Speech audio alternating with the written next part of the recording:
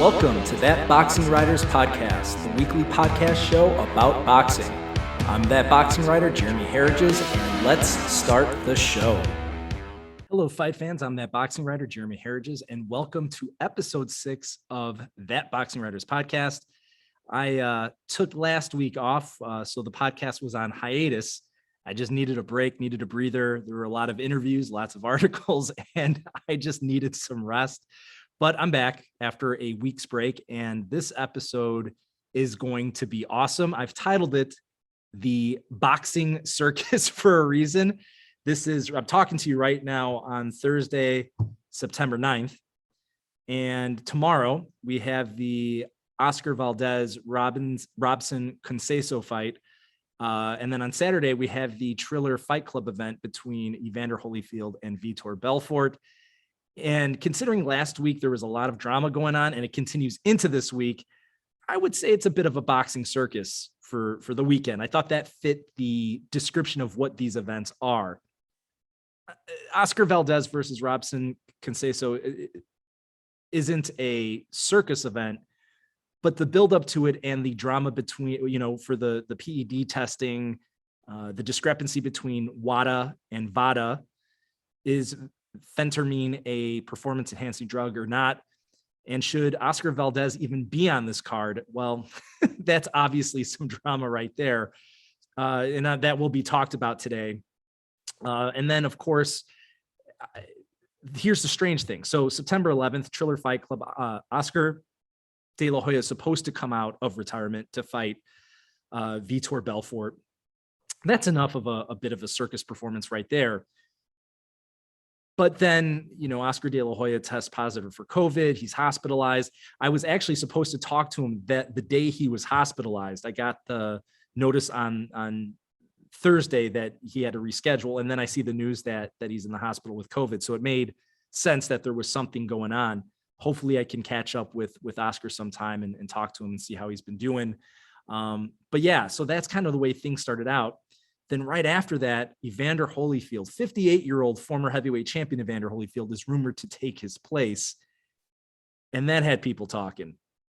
Then this was all supposed to happen at the Staples Center, but they're not going to approve Evander Holyfield. So it gets moved in just a couple days from Staples Center to the Seminole Casino and Resort in Hollywood, Florida, because they will approve and have approved Evander Holyfield.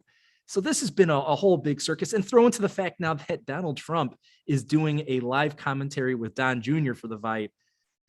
It doesn't get stranger than that. So keep your eyes peeled on to some of my socials. I should be talking to Ryan Kavanaugh actually later on today. It won't be on the podcast, but keep an eye out on fansided.com/boxing for that. My interview with Ryan Kavanaugh, which is supposed to go down, and I try to get to the bottom of how did this all come together, and don't you find it a little strange? I found it strange, and my guest today found it strange. If you don't know my guests today, check them out. They're incredible people. I've got Dan Canobio from CompuBox and Sean Zattel from FightHype on with me today. And, they always provide words of encouragement and clarity and experience and expertise. Two of the best guys you'll ever meet. And, we needed a rap about what's been going on in the boxing world. So first up, I don't want to give too much of a teaser, but Dan Canobbio, he is the lead on Inside Boxing Live. And you can find Inside Boxing Live on Pluto TV, Fubo TV, on the CompuBox YouTube channel it's featured on. He does announcing for several different events. They bring him on Fox to talk about the stats. Again, he comes from the Canobbio family that has built CompuBox. His father Bob and brother Nick put it all together. So I mean, there's expertise there, and Dan has all the numbers, all the stats. I talked to Dan about what does he think about Oscar Valdez for his insights. Does he have any statistics that maybe kind of show which way this thing's going to go? And then we get into Evander Holyfield and Vitor Belfort a bit, and I ask him for his opinion on that. So without further ado, here's my conversation with the great Dan Canobbio. Hello, fight fans. I'm here with Dan Canobio from Inside Boxing Live, CompuBox. Dan, thank you so much for joining me today. Jeremy, thanks for having me. Is there anything going on in boxing? I feel like it's slow. I think I got a few things to talk to you about, one or two things, but obviously with CompuBox, I mean, you're so hardwired into the intricacies of the sport. You take a look at the stats and I mean, it's really a family business. Mm-hmm. This weekend, we've got several boxing cards. Which ones are you going to be working for CompuBox? Well, I'll be on both cards. Now with COVID, obviously, the networks have been cutting back or limiting on travel. So we've been able to do our fights from our office, which is great. We get these great views, we get these great angles. And for me, that means being able to work multiple cards in one weekend. So Friday night over on ESPN or ESPN Plus, I believe, Oscar Valdez defending his belt, whatever you want to make of that, but he will be stepping in the ring unless an act of God happens. And I would not be shocked if lightning came down and struck the casino at this point. But yeah, that's the fight. Friday night, we'll be working that ESPN card. And then Saturday night, Triller pay-per-view, Evander Holyfield, 58 years old, steps into the ring. I can't believe we're pulling up Evander Holyfield's name in the CompuBox database. It's a wild time. A guy that made his debut, and I don't think we were even born yet when Holyfield made his debut, and now he's still fighting. It's a wild sport, but as covering it every week, it's we love doing it.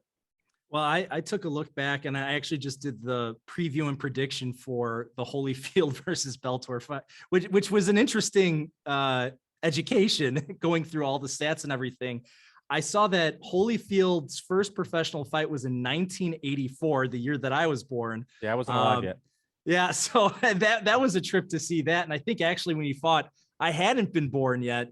And his last fight was in 2011. So I'm saying it's safe to say that you haven't actually done CompuBox numbers for a Holyfield fight. No, I haven't. My dad has. I've met him a bunch of times, and CompuBox wasn't even around in 1984. CompuBox didn't come into fruition until 1985. So yeah, Holyfield's career goes back before there were even stats in the sport, and now he's stepping back in the ring. And it's funny because he was not granted a fight license in New York 16 years ago, but now he will be fighting in Florida because that's where the fight belongs. This is a Florida fight.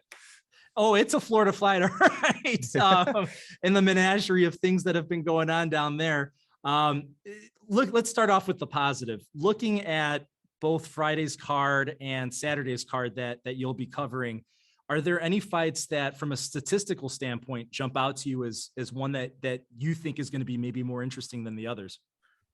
Man, I like Valdez. I mean, I know it's crazy because I had a whole stat package put together for the guy, but his performances of late and everything is good with an asterisk now because we don't know. And, I had this stance of, listen, if you either trust the testing or you don't. So if he didn't pop dirty for his last fight with Burchell, that means that he probably didn't have anything in the system. If he did this time, it means it does. I mean, that's the way I think. And it's just like the only way you can think, really, or you're just going down rabbit holes of conspiracies. But his last performance versus Burchell was obviously the best of his career. And I had it as the best championship performance of the year and any title fight. But it was a long line of a guy that was coming into his own, that had teamed up with Eddie Reynoso. It was his fifth fight with Eddie. He went from this wild brawler to this more refined style that the Reynosos like, throwing 40 punches around, but mixing in power. His defense too has been getting so much better. And it's unfortunate because that's what I really wanted to highlight on my show. And then also on, when I put together the tweets on that, but I'm interested to see how he performs now. He has the whole world watching one way or another, a guy that failed the drug test and now is fighting in a main event on ESPN. What's his performance going to look like? I'm intrigued by it, but off the top of my head, I'm always interested in the statistical stuff with Valdez, and some of the undercard fights are good on ESPN Plus. And one of the reasons I love talking to you is because you can tell me how many punches on average does he throw per round, things like that. And I know a lot of people maybe watching at home when they think of a fight, they don't rely too much on punch stats. I love them because it does give you a metric to analyze the action that's going on in the ring, especially when you look fight by fight at tendencies. I think that's such a valuable tool. Robson Conceição, Are we seeing that he does something that maybe could give Valdez a problem?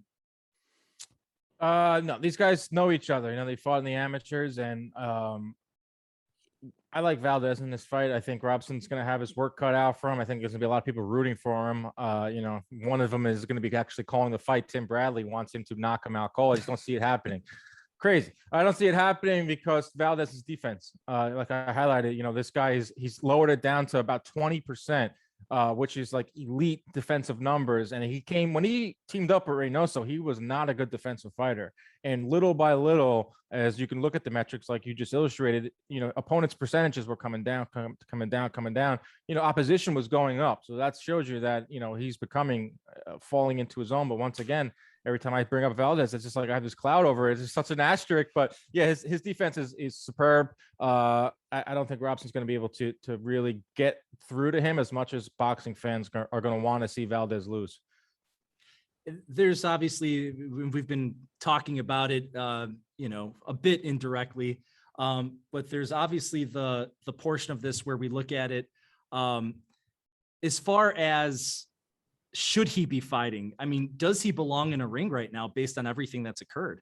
Of course not. I mean, listen, if you ingest a banned substance and it shows up on a drug test, A sample, B sample, it's a diuretic. Is it not a diuretic? It's a banned substance. It's something you can't go into GNC and get this famotidine, whatever it is. You know, he doesn't come from tea. He made up an excuse on top of it, which is very fishy and very suspect. So it doesn't matter how it gets into your system. I think that you would agree. I think most boxing fans would be in agreement that if you test positive for a banned substance, you should not be allowed to participate. It happens in all other sports, but even more so in boxing, when you're literally inflicting violence on your opponent. It is absolutely absurd that he's allowed to fight in this weekend.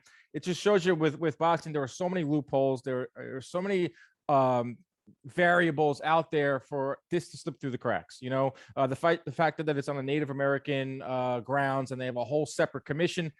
If this fight was in Vegas, that's one question I haven't been seen asked or addressed on Twitter. What would have happened if this fight was in Vegas? Because Top Rank pushed it to the WBC. WBC then pushed it to the commission, which was a Native American commission. And they ultimately said, yes, the fight can go on, of course, because they probably have, 7,000, 8,000 tickets sold and hotel rooms booked, this, that, and the other. But if this fight was in Vegas, what would the commission would have done? Because Vegas is a city where a lot of these fights happen, and they have a pretty strict commission. As much as we want to criticize Bob Bennett and those guys, they are pretty damn good at their job. So he should not be fighting. Long story short, I mean, I think we all are in agreement that you test positive, you're a champion. I mean, come on, look at some of the boxers that have come out and voiced their opinion, from everyone from Sonny Edwards to Andre Ward and Tim Bradley, who are going to be on the call for ESPN.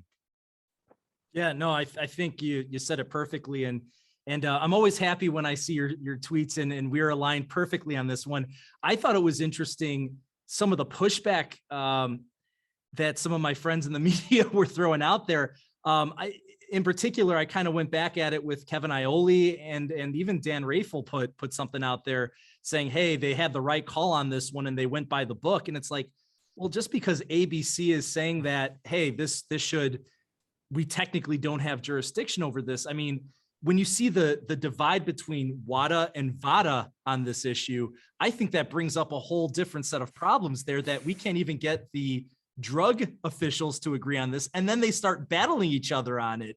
Dude, it gets to the point, where you don't even want to follow it anymore. Like, it's just like, whatever, like, just move on. Or we having the fight or we're not having the fight, because like you said, VADA, WADA, you have commissions, you have the ABC, the WBC, you have this tribal Native American commission with their ruling. There's so many moving parts that could blur the lines to the fact where you either fans check out, media checks out, or then you have maybe just two media members that you just listed kind of following along. Yeah, you can go by the book.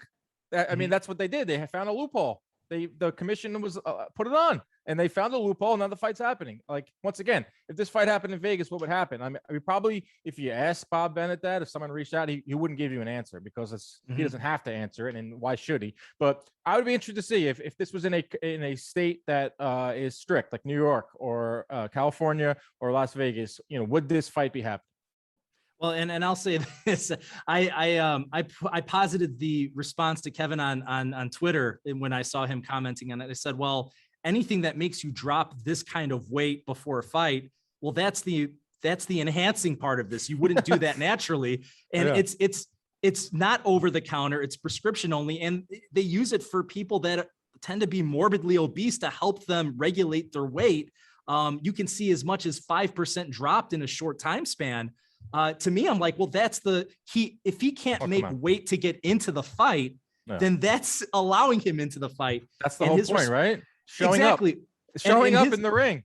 His response to me was, well, I've made that argument, but the scientists don't agree. And I said, well, it depends on who scientists we're talking to. Right. It depends if the top rank gets the scientist that they want, or WBC gets the scientist that they want. You can go down and down and down. Ishe Smith, do you follow him?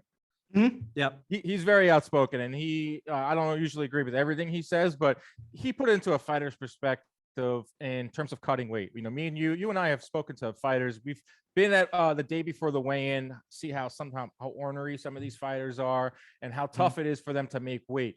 He talked about in his early days having to drop 8 pounds in like the day before a weigh-in, you know, spitting into cups, you know, sleeping with like 15 blankets on with the heat blasted up, all these different, like, you know, weight loss things, or pretty much last ditch efforts to get into the ring, not eating, obviously, being miserable, can't see your family.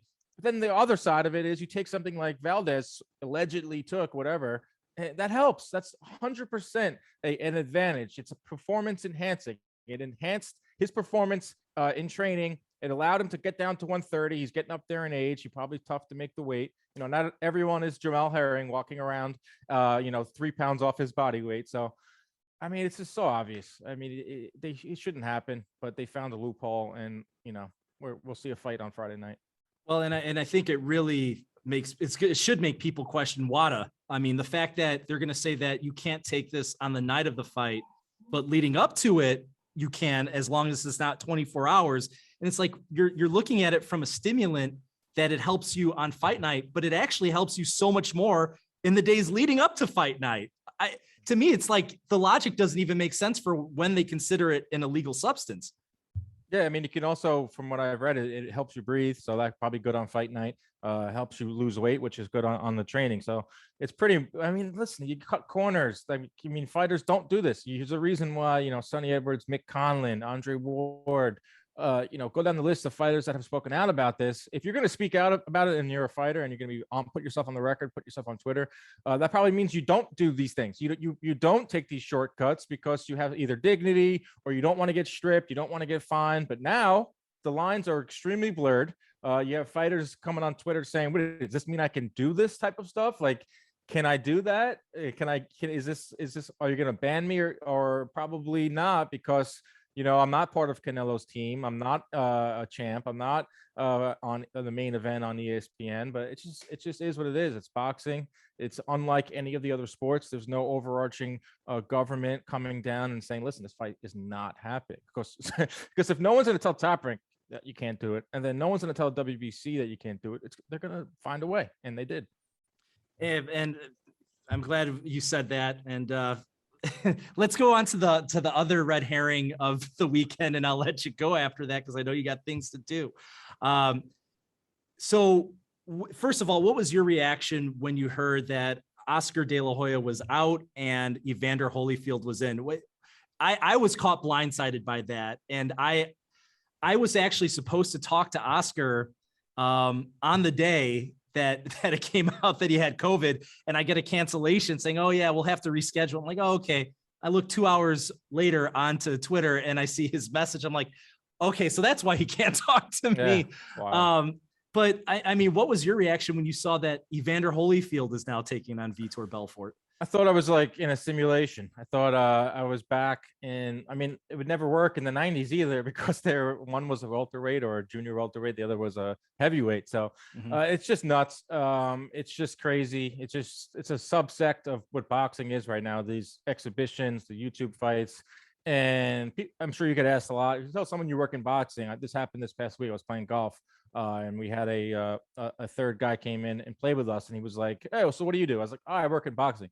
First question: So what do you think of this YouTubers? What do you think of this Jake Paul guy? You know, it is like the flavor of the month now. So I'm not like that surprised in terms of the cancellation with Oscar. It's almost like we've become so numb to fights being canceled, whether it's the Errol Spence fight, whether it's the Wilder Fury fight, or Teofimo. Go down the list this summer was one cancellation after the next. So part of me was like, I wonder if this fight's actually going to happen.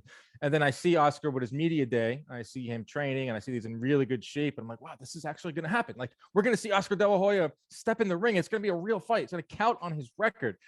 So then I'm driving and I see it just like you did. And it's like, it still shocks you. It still shocks, like, fight is off. You're like, oh my God. Then he has COVID. And then, you know, any boxing fan will start, you know, with their conspiracy theories on, you know, whether tickets were selling. But from what I heard, they were doing decent. And, you know, there was some type of buzz for it.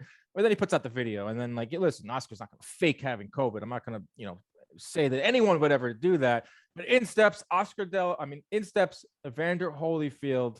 It's wild. I mean, listen, this is kind of what's going on in the subsect of boxing with the exhibitions and stuff. Never in my wildest dreams would I ever think I would see Evander Holyfield replaces Oscar De La Hoya in a 2021 fight, but this is where we are, Jeremy. The shock value there was immeasurable. I just looked at it and I'm like, really? Holyfield versus Belfort. And then you see that he's 58 years old versus a 44-year-old, which still is old, but I mean, that's crazy. I mean, he's almost in his 60s and he's getting ready for a real fight. CSAC wouldn't allow it, so they changed the location all the way to Florida, which I'm shocked that they even had a venue ready to go. I mean, that's pretty fortuitous that they had something on reserve and were able to nab it that quickly. Should Evander Holyfield be fighting? Listen, it's up to Holyfield. It's up to Triller. It's up to the commissions. He wants to fight. I mean, he made it very clear. He wanted to fight. He wanted to fight Tyson. That was the thing. And I think we kind of made our bed with this. You know, everyone was so excited when Tyson was putting out those videos back when everyone was on lockdown. We're glued to our phones. And Tyson was, you know, teasing a comeback. He comes back. Tons of people watch it. But that's Mike Tyson. Okay, he is arguably one of the most famous people in the world. And thankfully, that fight went off without a hitch. Roy didn't get hurt. Mike didn't get hurt. Fun was had.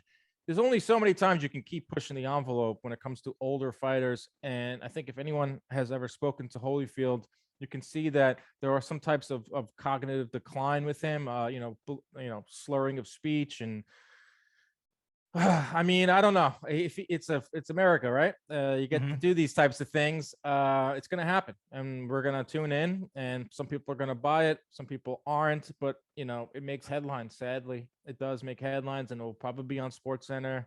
You know, my friends and your friends will ask about it.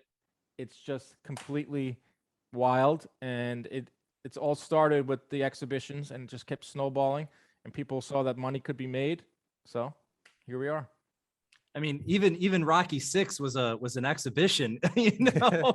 I think it's going to be an exhibition. We don't know yet. I mean, it's as of today when we record this on Tuesday, we still don't know if it's going to be a sanctioned bout or it's going to be an exhibition. But I don't think it makes a difference. I mean, you're still taking punches. For sure, and it just got me that, you know, they're trying to get it. At least what from my perspective is that they were talking about sanctioning it or having it as an official bout. But if it's a 2-minute round fight, you know, 8 2-minute rounds, is it possible to get that sanctioned? I don't know. That's why I don't work in these sanctioning bodies. But I think bigger gloves, headgear, possibly, maybe not. But I don't think anyone's like buying it or not buying it if it's an exhibition or not. They're not going to say, "Oh, wait a second, this isn't going on Evander's record. I ain't buying it." No, they're just like people tuning in because they love these types of these types of fights. I mean, there's a market for it. You got Anderson Silva on the undercard fighting Tito Ortiz. Okay. I mean, it is what it is at this point. You know, we're going to cover it. And then, you know, thankfully in the sport, I think fans can move on pretty quickly. We're going to move right on next week. We got a unification and then Joshua and then Wilder Fury and then, Teofimo and then Canelo. So, you know, this is like a kind of a slow week before things really pick up.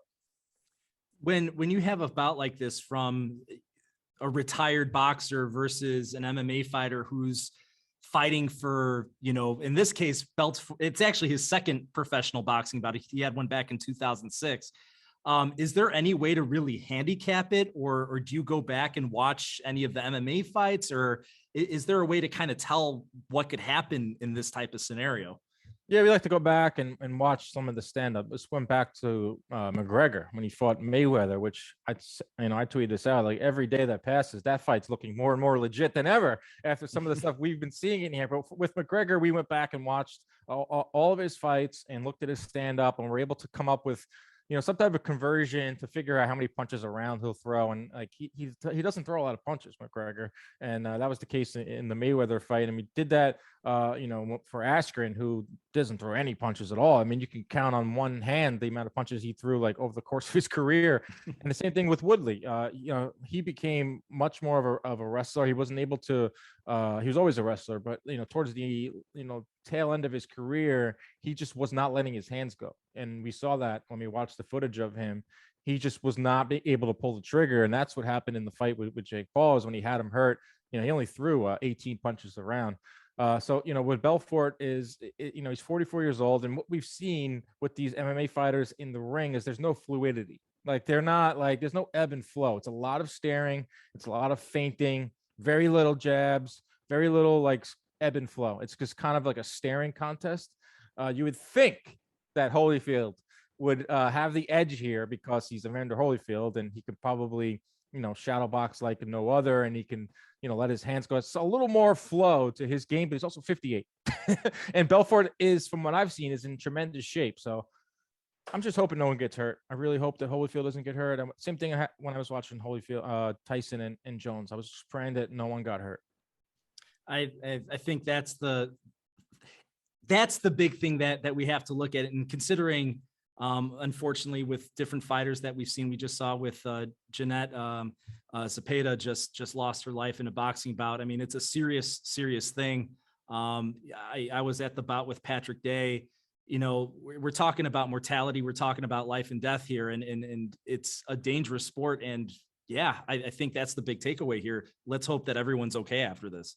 I know things are starting to bleed into each other. The issues in boxing, you saw with the WBA and their corruption, guys step in the ring and, they put their heart on the line. They can get seriously hurt and they could potentially die, and they get robbed because of greed and corruption. Then you have, Oscar Valdez, like we just talked about, doing a performance enhancing drug. Is it like a steroid? No, but it's still a performance enhancing drug that could cause harm or towards your opponent. Then we have Jeanette Zepeda, who passes away.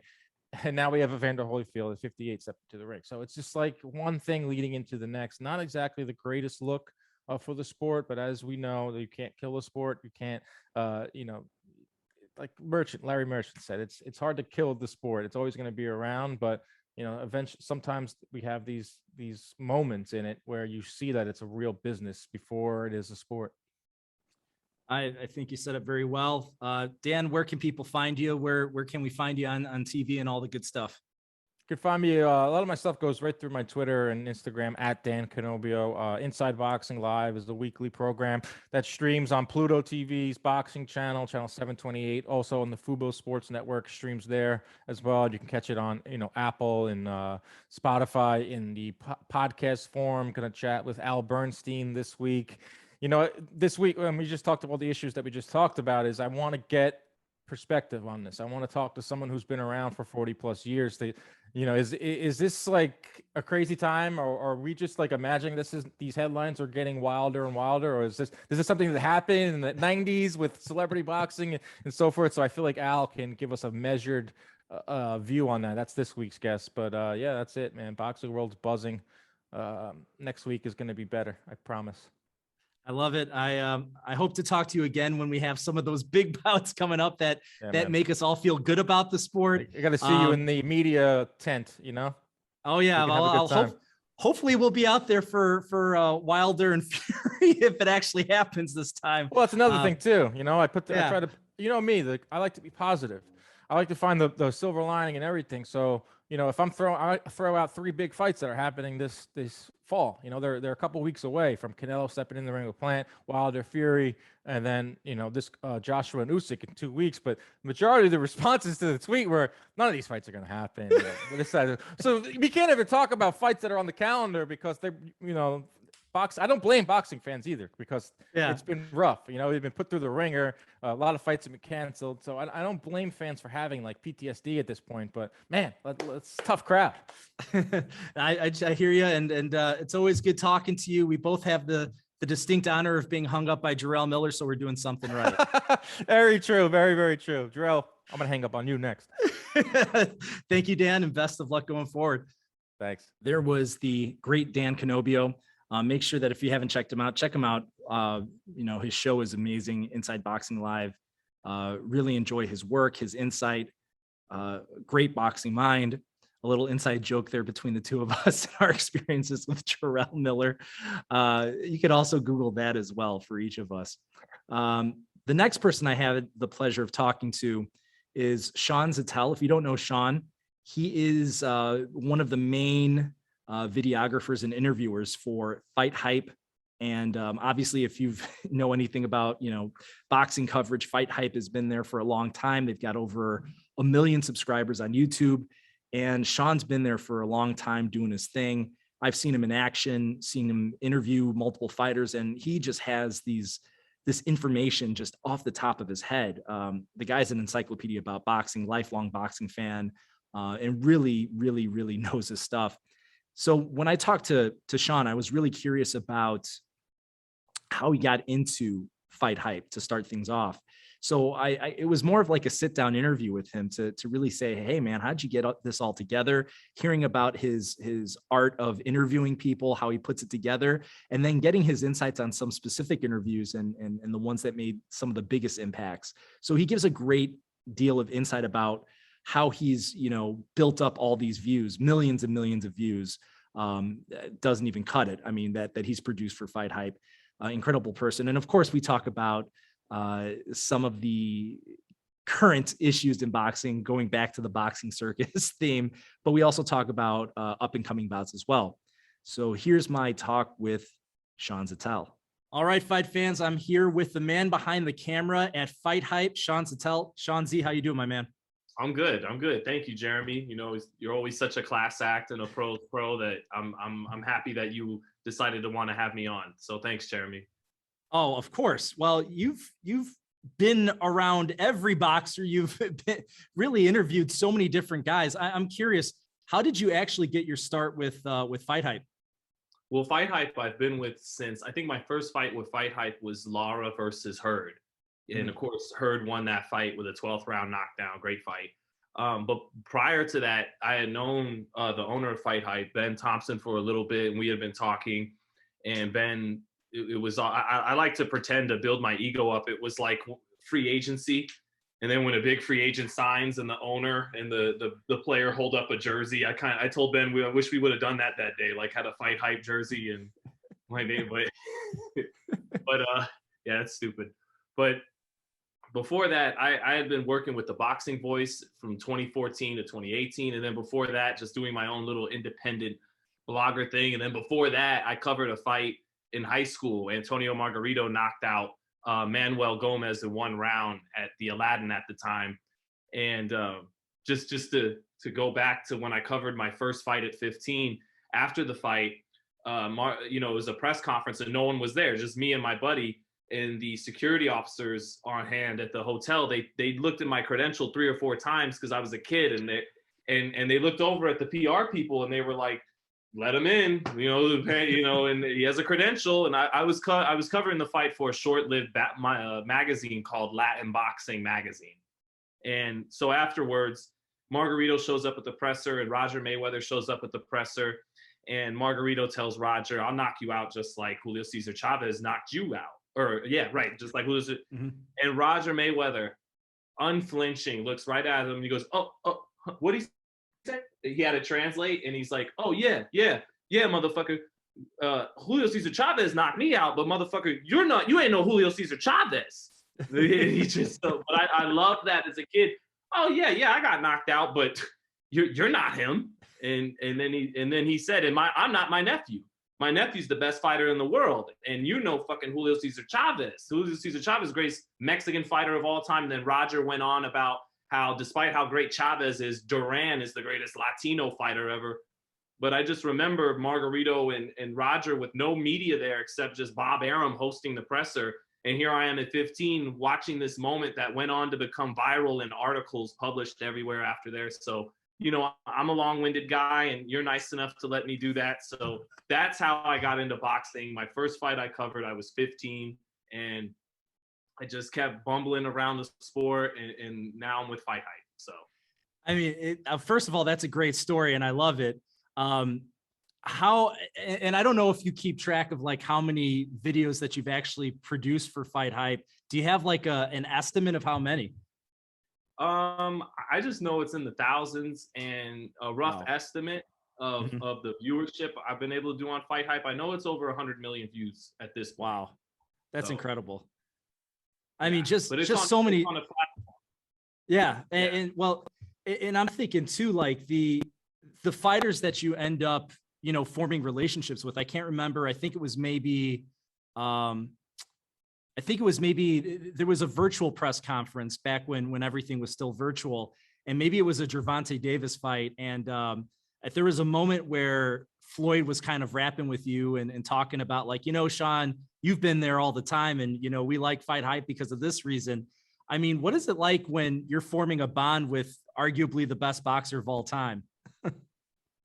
I mean, first of all, when Floyd said that, my heart jumps to the moon. That feels so good to hear, to get some type of validation from one of the greatest fighters that ever lived, and so just that on itself, this as a media guy, we struggle with a lot of insecurity, a lot of competition, a lot of anxiety over whether we're going to get the interview and the allotted time we hope for. And then when we get it, did it go over well? Even when you like it, you have your conscious, I hope the subject liked it. So when Floyd Mayweather gives you some props, it just feels good, and it keeps you going. Because there's tough days doing this. It just keeps you going, keeps the belief going. But that said, that bond with Floyd and whatnot, it's still so fleeting. He has so many people he speaks to and has to remember, and it's not like I can call Floyd or if I saw him now, he may give me the what's up and the dap or whatnot. But it's even with these fighters, when it seems like we're in good with them and we have a good relationship and respect building up, it's always difficult this whole way through this journey of journalism. I think you think to yourself, once I get to an ESPN it's going to get easier. But you see Mike Hoppinger, who just got the job at ESPN, he gets it from all angles. He still has to struggle with fighters and with others. So when someone like Floyd gives you some acknowledgement and recognition, it feels really good, not just for me as a journalist, but as someone who loves Floyd. And really, I love all great fighters, even when sometimes they don't, and this doesn't happen a lot, but if they don't like me and I have my human nature and I get pissed off at them, at the end of the day, I love all great fighters. Because if you love boxing, you're going to fall in love with what they're able to do if they're a great fighter. So it feels great to get relationships with these guys, but it's not easy. And then even when you do get a relationship with them, right now with Devin Haney and Teofimo Lopez, I covered these kids since they were kids, since before they were of legal age. And now every time I interview Teofimo, he's going to talk some shit about Devin Haney and vice versa. So when I go back to the other party, sometimes they look at me like, whose side are you on? And it's like, guys, I'm on no one's side. You're both, I'm going to be covering both of you your whole career. So sometimes Devin's going to say something bad. Sometimes, and the challenge is somehow not feeling biased towards either guy, to where both guys can still have some respect for you when you do an interview and the other fighter talks a lot of trash and says a lot of bad things. So I hope that answered it. That was great. And I know also sometimes you kind of click with someone, or as you said, you spend more times with certain fighters than others, especially, you're based in Las Vegas. You have the ability to cover, all these big fights. And at the same time, you're in the gym with a lot of these guys. One of the relationships that seems like you've really had a tight bond with is Sean Porter. You're on the Porter Way all the time. You're really, have kind of, he brought you and him have made that connection even with journalism, where you guys are kind of talking about that on the podcast and you're creating content together. What has that experience been like? Well, Sean, in boxing or not boxing, is just one of the most beautiful people I've ever met. His spirit, who he is as a person, is just a great man, a great person. It really is an honor that he's taken me in to help work on his podcast, because I think Sean's headed for big things in broadcast. So for him to get some reps in and have me on the team to get reps in, I'm so happy to do that. But the thing, with Sean, not to get into deep about religion and whatnot, but he really is like a true Christian. There's so many people who espouse those views and go to church and whatnot, but Sean's the real deal. I mean, Sean really is the real deal. Just the fact that he took two of his friends, one of them he'd grown up with since he was a young man or a teenager with Carson, and put him on the show. He's you don't get to meet a lot of people like Sean Porter. And then it's even more rare the way he conducts himself when you're a millionaire and you have a lot of important things to take care of, and your time gets less and less available. And he seems to just always make time for so many people in his life that he cares about. And for Sean, I just want to see him become the next Roy Jones and be right there because Sean will tell you, he thinks Andre Ward's the best in the sport right now in terms of commentating, former fighter, whatever. And if Dre's right here, Sean's ascending to that level. And that's what I want to see Sean get to, is to be like Roy and Andre and be one of the greats at broadcast. Looking back at, and I'm switching the subject back to, the content that you've interviewed so many different boxers. If you kind of look back at everything that you've done, is there maybe one or two interviews that maybe stand out?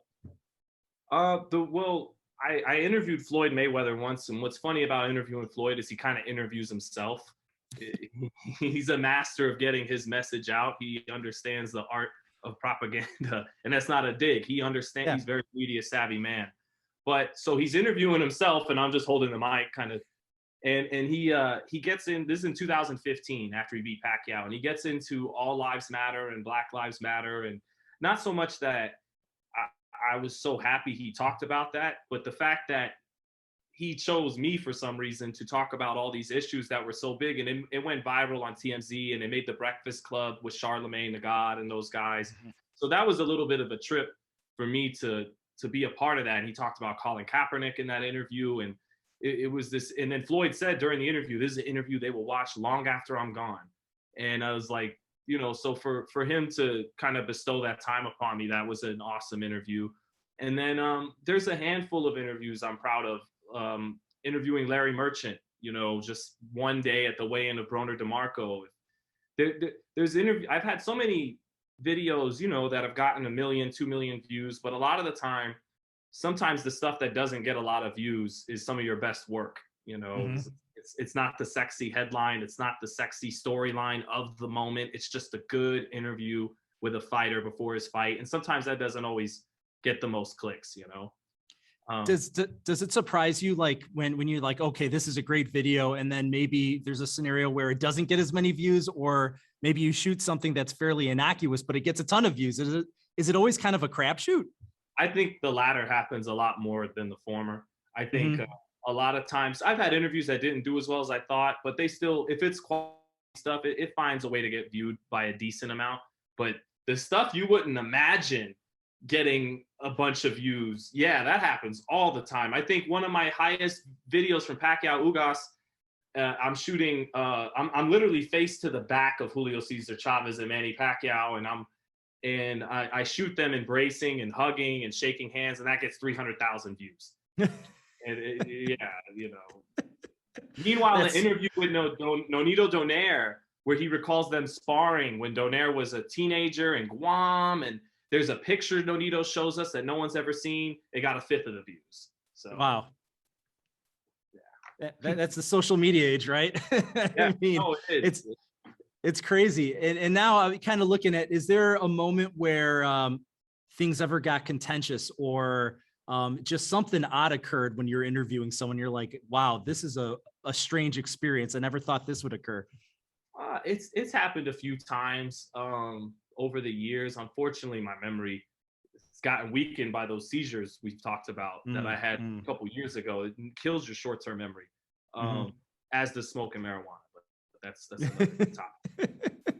But no, I think yes, I've had a couple. I wish I could really recall more to you, but I notice, you know, the more you plant your feet and challenge, the more resistance you're gonna get. You know, the more you're okay, but that guy is rated number 1.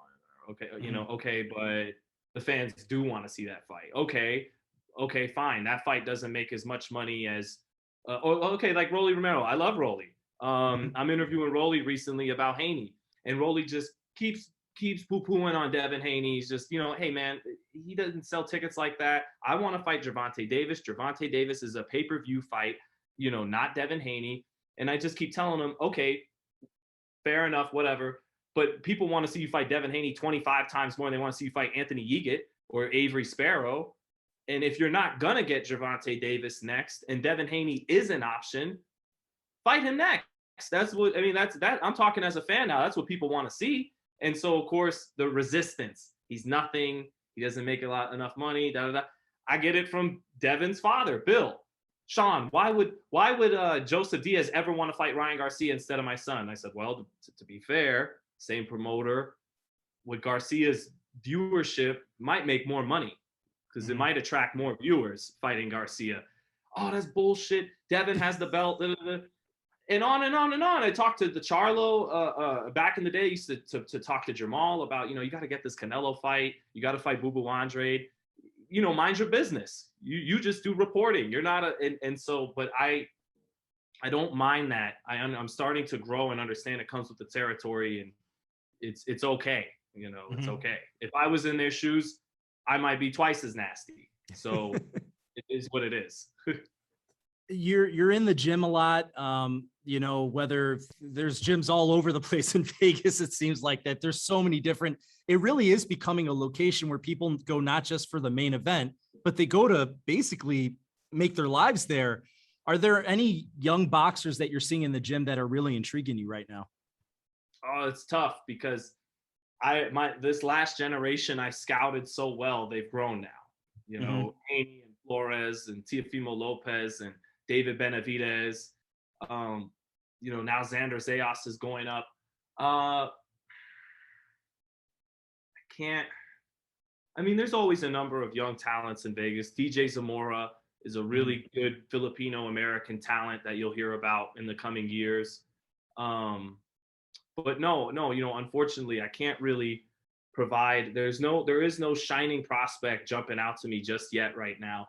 I like Kenny Porter showed me a kid named Scooter that Barry Hunter's working with. And I wish I could remember his exact name, but he has everybody buzzing in the amateurs. You know, young African-American kids still in the amateurs with Barry Hunter over there. I really like him. I just know we're going to hear about him as Scooter. But he's a tremendous talent with Barry Hunter out there. And yeah, you know, a lot of good young fighters in Vegas, but I don't, and I need to scout harder once again, you know, I'm in the gyms, but I got to scout better and better and not just cover the champions like I've been doing, but no one is jumping out right now. No prospect. You sometimes get brought into their worlds and you kind of take part in the workouts. I'm thinking, was it you that was, you were doing the run with Lorenzo Truck Simpson? Yeah. And I got dusted. It was awful. Like the only reason I got car sick on the ride up the Mount Charleston. It's like 6,000 feet elevation. And I'm like, let me out. Like, I don't feel well. I'll just run with him. And so that's what happened. I just ran with him and got smoked. But no, that's such a cool moment though, because there you are running and I see you going out there. I'm like, that's cool, man. You're out on the road run. Oh yeah. And then Kenny Porter sometimes, once a couple times he's had me hold the mitts for some of his guys that are 9-0, Malik Montgomery's 10-0 and Hendry Martinez. So getting to it's a lot of punishment on the body, what these guys do, holding the mitts and working the body bag. And they make it look like it's not as much punishment as it really is. It really beats you up. I know that and this will probably be one of the last questions here because I know you got to go. But we're looking good. at, I got another like 20 minutes, 25 minutes. Sweet. Yeah. Looking at the fight cards for the future, what are the 2 or 3 fights that you're really amped for in the coming months? I mean, I'm like everyone else. Wilder, Fury, and Canelo Plant. I can't wait. I think Canelo Plant is a bigger and better fight than people first initially realized. I'll get to that in a sec. But I'm really excited for Fulton Figueroa because the same thing when all these summer fights got announced, and one by one they eventually were dropping like flies. Teofimo's fight and Pacquiao Spence falls apart. Wilder Fury. All along before they fell apart, my fight was kind of Charlo Castaño because of the substance there. You know, okay, it's not a pay-per-view. It's not going to sell out like those other fights, but all the substance is there. It's for all 4 belts. It's for who's the best fighter in the division between 2 guys in their prime. And it delivered, even though we didn't get a winner. The fight delivered. It was a great fight. It was my favorite fight of the summer. And so same thing with Fulton Figueroa. I'm like, of course, you know, Fury Wilder, Canelo Plant, those are Joshua Usyk. Awesome fights. Can't wait. But Fulton Figueroa has so much substance. It's for the #1 spot in the division. I know Murtajan Akhmadaliev has 2 belts, but, you know, these guys are fighting for the #1 spot, in my opinion. You know, as far as I'm concerned, they still need to fight him for an undisputed champion, obviously. But just like Charlo Castaño, it's not the biggest fight, but everything of substance is on the line. It's 2 undefeated guys in their prime, in their physical prime. One guy much bigger, the other guy better. So in Fulton, so I just think that's going to be a fight of the year candidate. I think that's a fight of the year candidate. I think you're 100%, but plus 2 guys that just let their hands go. I mean, they are absolute machines. I remember when Fulton, I think his last fight was like the 3rd most punches ever thrown in the division. And I told him that, and he's like, wow, I didn't realize I did that. And it's like, that's an insane work rate when you got guys throwing over 1,000 punches in a fight, and both of these guys can do it. I just think it's going to be electricity. You know, you reminding me that just reinforces me picking Fulton in that fight, though, because Figueroa, his best chance it would seem to be to overwhelm Fulton. But if Fulton can keep that kind of pace, he's a favorite in this fight for a reason. And I think if he wins this fight, Jeremy, he's a sleeper guy for the top 10 pound for pound. Maybe he won't get in right away because it's his first unification and whatnot. But if he wins that fight, I suspect he may already be a top 10 pound for pound fighter. Maybe just the resume will need to get there to get him actually on those lists. But I kind of suspect Fulton's elite, and I can't wait for that fight. Well, and you answered one of the questions I was going to ask you. I was going to ask, who do you have in that one? But I think we're both leaning the same way. Yeah, the Fulton. And Figueroa is such a tough kid. But Fulton is bigger, stronger, faster, and better than Luis Neri. It's going to be a lot tougher to overwhelm him with that activity, you know, but it's going to be a great fight. I was going to say, did it surprise you when obviously there was drama going down with Canelo and who's he going to fight, that some people were saying Canelo. Yeah. Well, I was going to say, did it surprise you when people were talking about the Plant fight? It's like, well, there's other fights bigger than the Plant fight. To me, I'm like, well, that's who I want to see him against. I don't care as much against him versus Bivol, or I'm like, I really want to see him against Plant. I mean, well, in a perfect world, for me, David Benavidez would have never have popped, and then would have made weight, and he would have been in a position where Canelo had to go through him to become undisputed. Because I think that might be the best fight in boxing, period. Benavidez Canelo. I think that's a shootout for the ages. But David doesn't have that belt because of those things. So Caleb's earned the spot. This is the fight that has to happen right now. And then for Charlo, I wanted that fight. I wanted the fight at 160 between Canelo and Charlo over in Cowboy Stadium at 160. I wanted that fight more than I wanted to see Caleb right now, but it never happened. And Charlo continues to fight, mediocre opposition. And so Caleb has the belt. This is the fight to see. Didn't want to see Dimitri Bivol. Didn't want to see him move up and fight Beterbiev. Those are good fights, but the Caleb Plant fight sells more than those fights. It's a more interesting dynamic of personalities. And, you know, I just think Caleb his hand speed's been underrated in this. I think his explosiveness will surprise people a little bit. He could punch a little better than people think. And then when Caleb started letting his mouth go and called, you know, Reynoso and them the biggest bitch in boxing or whatever, I wanted to see that just from the perspective of you're coming to win. You can't show this guy too much respect like Callum Smith did, like others have. And I don't want to see halfway tough like I saw with Billy Joe. You know, go for it. And that's that. I think part of him calling Canelo, tagging him by name in that and saying that is the fight signed, and I'm in fight mode now. I'm ready to take it to you, to show you, to not show you the respect that everyone else has been showing, and to make this a great fight. And if he keeps talking, make it a great promotion and make it a fight that people who normally don't watch boxing will order this fight if Caleb makes it an exciting promotion. And I know part of him would probably, that's not my concern. My concern is to win the fight. My concern is not to give you entertainment on the microphone before the fight. But truth be told, if he just bees himself, if Caleb being himself talks shit, you know, that he's a confident guy. If he does that to Canelo, it's going to make this fight hotter than people thought it was originally. And to me, the intriguing part about Caleb Plant is that there's more of a question mark there. We've never seen what he can truly do because he hasn't necessarily had to show it with the opposition, and we can talk resumes. Well, now he's in there against the guy who's the consensus best, but who knows how good Caleb Plant can be? I mean, until he's really pushed to that limit, that's why I want to see. I want to see how good is Caleb Plant. And that's the fun part to me is let's unwrap this gift and let's see what's there. Because I still don't think that he's even scratched his full potential. And I'm intrigued to see what Canelo Alvarez could bring out of him. Yeah. And, you know, like you said, we don't get to see it put to the test until you fight a guy like Canelo. But in boxing, you know, we have the eye test. And I think that's where he's been underrated. It's like, okay, he lost maybe a round of Truax. Okay. But if you watch his highlights, he's a better fighter than Billy Joe Saunders or Callum Smith. He's a better combination puncher than those guys. In Billy Joe's case, he's bigger than him. He's a natural 68. He's more athletic than these guys. You know, like if we were at the NFL Combine, he'd be running a 4.4, a 4.5, and it's we'll see how that translates if you actually put him on the field.